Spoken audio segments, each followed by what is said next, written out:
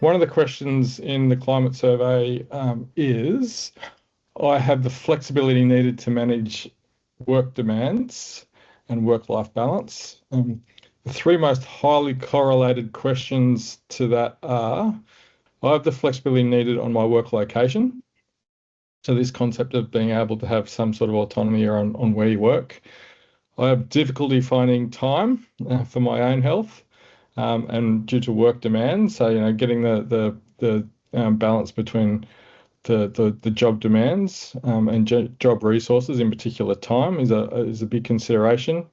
And lastly, which I think really ties into our discussion today around having really effective leaders, is I can talk to my supervisor about issues that are impacting me.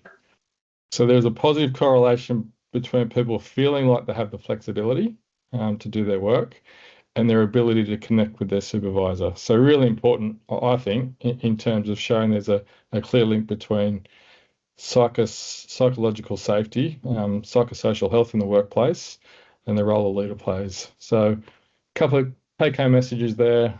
Provide people with the relevant flexibility.